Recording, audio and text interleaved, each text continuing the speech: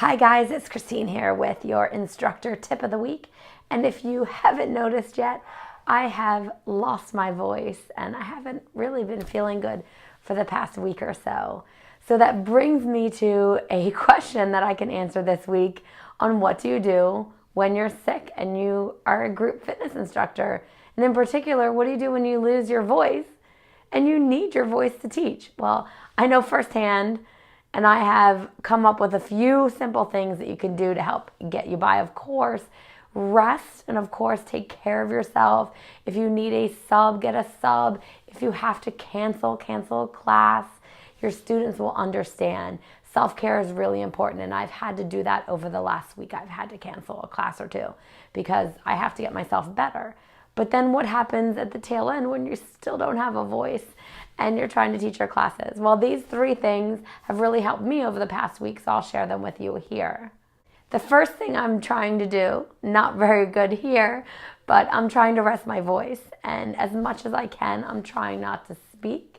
And in my classes, that means that I have to be very, very selective about what I'm saying, about the cues that I'm giving. So I want to really hone in on what's the one or two things that I can say that'll pack a punch, that I'll be able to communicate with my students so I don't have to explain things. And I really try to simplify what I'm doing on days that I don't have a voice, not over complicated choreography, not super hard moves that I'll have to explain and give modifications for or cues for, and as well as I'm not doing anything that is so new that I have to explain it to everybody. Next, I rely on my air traffic controller skills and my visual cues. I really rely on using my arms and pointing and really exaggerating the movement that I'm doing a few beats before so people know what's coming up, or they know the changes, or they know that they're supposed to be doing whatever it is that I'm demonstrating. Now, just because you're relying on visual cues doesn't mean the timing of those visual cues change. Your cues are kind of a warning on changes of what's coming up next. So don't forget to always give your cues a few beats before that change. If you are just, doing as your students are doing it, they're always going to be a few steps behind you. So make sure that you're practicing your cueing on the 5, 6, 7, 8, so that way your students will get that warning and know what to do and when to do it. And if you need any help with visual cues or verbal cues or the timing of how to do any of those, I cover that in depth in the Red Hot Dance Fitness Instructor Training. I'll put that link below if you're looking for some continuing education to get your skills a little bit better.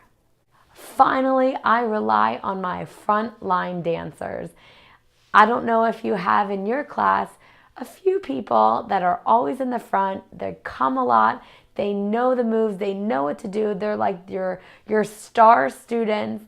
And in fact, they probably could start teaching themselves. But they're there and they know what to do. Rely on them. Rely on them to, especially if you're physically not able to do moves full out, that you can rely on them to help to be another visual for your students. So those are the three things that I've been doing this week. And if you've been in my classes, you know that I haven't been talking very much.